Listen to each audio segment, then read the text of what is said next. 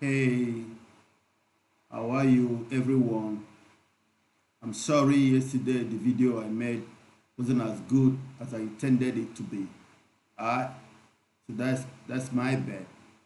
But with that said, though, I had expected some of you to criticize my video and tell me, "Oh, teacher, I couldn't hear you very well," and stuff like that. So in that way, it can help me to be able to teach you better. Alright, criticism, it's allowed. Okay, if not that one of my other students parents called in to say that they couldn't hear the teacher very well, I wouldn't have known that my voice had always been very low, to the extent that my students are finding it difficult to be able to hear me, while I'm the one that is always complaining that students couldn't speak up. I couldn't believe that me of all people would be the one not speaking out or speaking up very well for my students to be able to hear me. But I apologize for that though. I think the reason was that I wasn't in the right frame of mind, and it goes to show how students do when they don't put their mind into what they are doing, how much it's going to affect their learning. Okay, so for sure, I was troubled with some personal stuff I was going through, and I really wasn't, in my element. I think that was the reason. But I apologize for that, and I promise I'm going to make it good for you with this very one. So let's go take a look first at some of the things that I would like us to do for today. Though I've given you a series of exercises to do, I also got you started with reading, a speaking lesson of which I'm going to go over it one more time. And from your student book, I understand that the next topic is all about writing as well. So we'll be talking briefly about writing and speaking today. But after having gone through your homework, so that we don't need to waste any much time by the time we're at the Zoom meeting. So we have to make it as brief as possible so we can be able to gain the time that we have and use it judiciously to help us in our learning.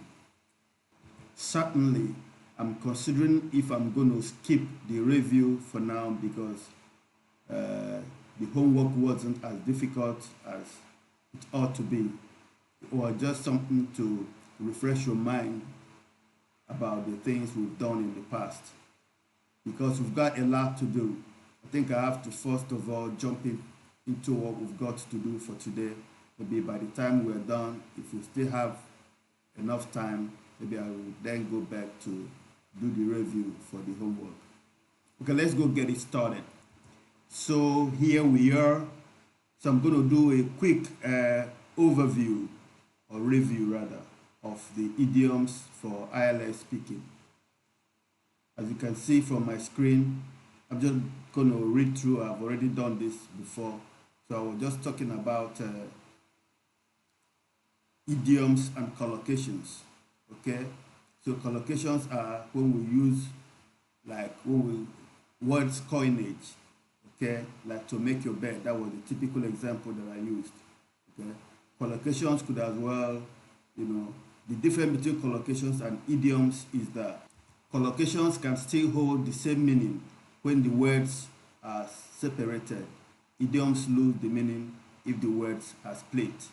Idioms could be likened to maybe like a vernacular, a language that is spoken by a certain people or a community or kind of class or society.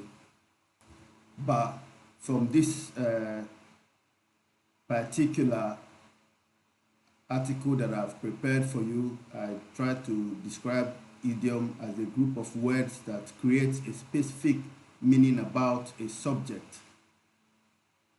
If that group is separated, the meaning is lost. Okay? So these words, the way they are made up, if you try to separate them, it will make entirely, it will be sometimes be meaningless or won't make any sense at all. Although I've gone through this before, my focus is going to be on the 14 different idioms, which I would want you to take very good notice of. And also the pronunciations, how they are pronounced. Okay? So, but today I'm not going to go into the idioms proper. Here I've got some phrases to help you through your speaking exams or your speaking generally if you're not preparing for any exams. So use these with caution and only when appropriate, although they are extremely useful. Overuse could sound unnatural or scripted or even memorized. This memorized, you see, it is shown in red because you know we've got two different spellings, one for the US, one for the UK. So rather use Z instead of using S. We're going to get to that when we talk about the difference between British English and American English. So some of the phrases are below. For example, if I remember correctly, it was then blah blah blah. This is a great phrase to start talking about something in the past. You could use it quite easily in part 2 of the exam in case you're writing the ILS. When giving an example, it's also suitable to use with part 3, if you know what I mean. Another important phrase that could be used during your speaking, aside of if I remember correctly, it was. Then another one is if my memory serves me well. Then from there, this is similar to the phrase above. Phrases like these buy you a few seconds of thinking time so you can organize the rest of your answer. Organize again is in red because I use SE instead of ZE. So another important one again is I can't remember exactly, but I think it was, okay? I can't remember exactly, but I think it was. So these are phrases I want you to practice with, even put them, write them down somewhere, and maybe while you're speaking, you can try to impute them here and there to make your speaking look natural and native. Okay, another one again is, how can I say, another variation of the previous two. Using all three of the phrases instead of the same one 3 times will improve your lexical resource score. Lexical, like your vocabulary resource score. Here we have another one again. Well, to be totally honest, I've never really thought about it before. Well, to be totally honest, I've never really thought about it before. Another totally natural sounding native English speaker phrase for band 9 delivery. If you're targeting band 9 in your ILS, then you have to use, phrases like this during your speaking test. Remember the intonation and reading within this phrase. It starts high, dips in the middle, and picks up at the end, like you would be asking a question. Well, to be totally honest, I've never really thought about it before. Okay? Okay, the next one said, I guess you could say, blah, blah, blah. Similar to the previous one, this is great when you might not be fully convinced with your own answer. For example, you are asked about a topic you have no idea about. Then you can now use, I guess you could say, but then you can take it from there. It's funny you should mention that because just yesterday, when you're using real-time, examples or instances based on what you're talking, so you could just make up something and just say, it's funny you should mention that, because just yesterday I had a phone call from my mom and blah blah blah, whatever, depending on the topic, you know. So these are good enough phrases that will help you to frame your speaking. When this Use this when you want to convey or make up something coincidental, as in happenstance, that are just coming together or converging together, you know. Here the word funny is not connected to humor, but more like odd or strange. It's funny, you should mention that, but because just yesterday, as you can see again, humor is in red because I use OUR instead of OR. It's best to use this if there has been an actual coincidence, or you can confidently manufacture one. You have to manufacture stuff on yourself on the spot. So you can just use this and just put stuff together based on the subject we're talking about. Well, I think nowadays it's a difficult question because this will most likely be used for part 3 when you start getting more challenging questions and perhaps need a few seconds to prepare. I say, well, I think nowadays it's a difficult question because youth of today, that, then you can take it from there. Another good one again is yes, definitely. There are a few reasons for this. Firstly, then you say what you want to say, and when you're done, you can say secondly, just giving yourself time and being able to arrange your speaking to be, to be sequential. Use this to agree with the examiner and build out your answer. Be careful though, if you receive a question with options like this. Do you think trust is declining or increasing in modern society? You must choose one side and then adapt it into your answer. For example, trust is definitely decreasing. There are a few reasons for this. Firstly, then you can give some reasons. And then secondly, I think we have to leave it there for now.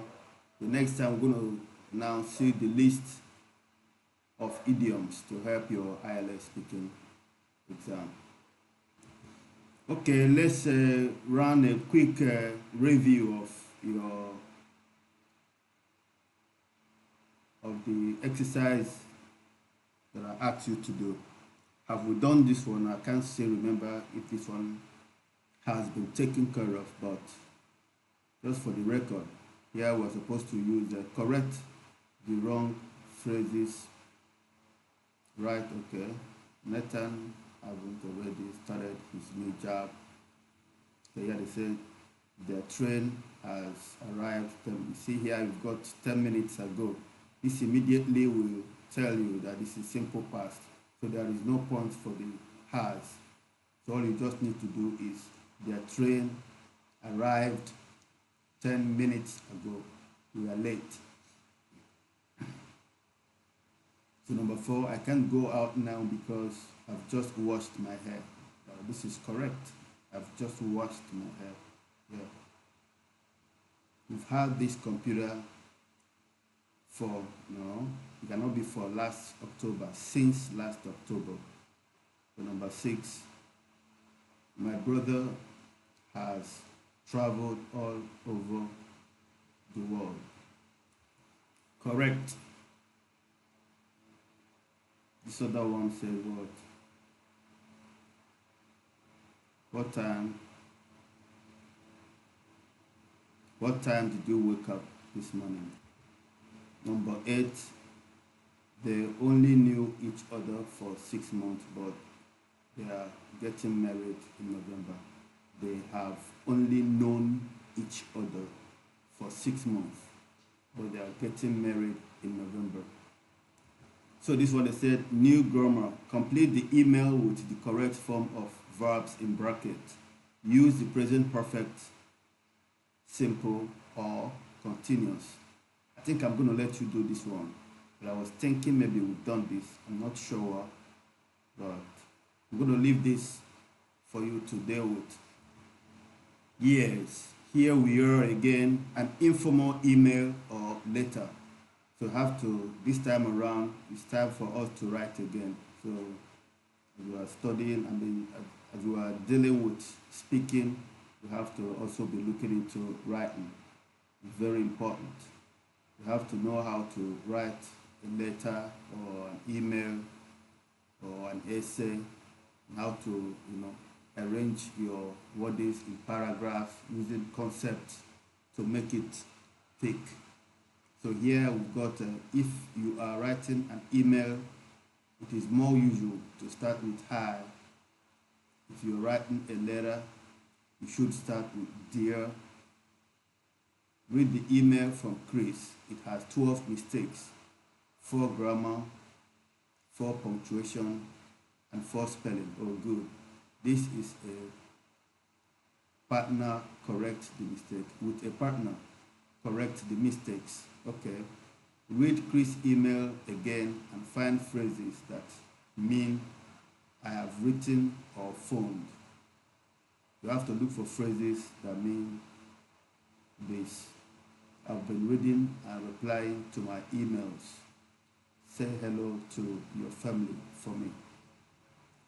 So these ones, the one I showed you prior and this one, I want you to be able to do this after watching this video.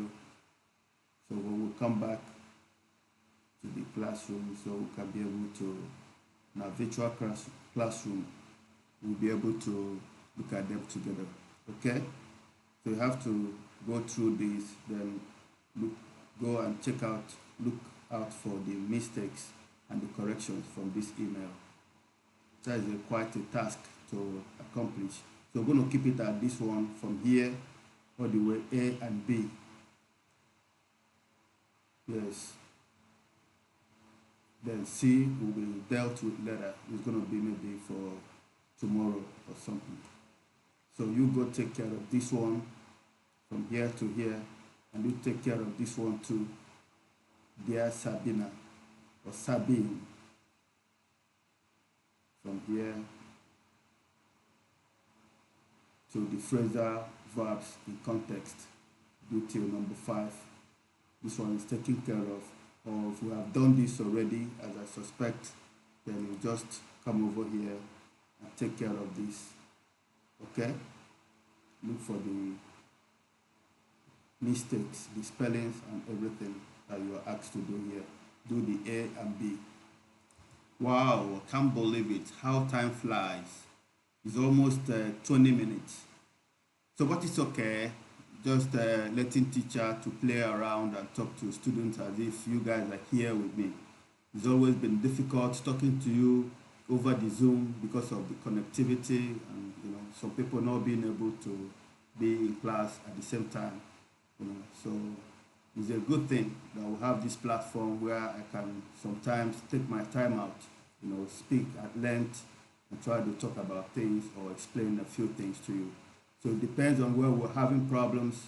We're going to let teacher know the areas we want him to make a video for, so I can take my time to go in depth in that topic or subject to help you to make your English learning easier for you. Okay, I'm going to end this video here. It's already 20 minutes, and I'm going to see you on the rebound. Okay, see you soon. Bye for now.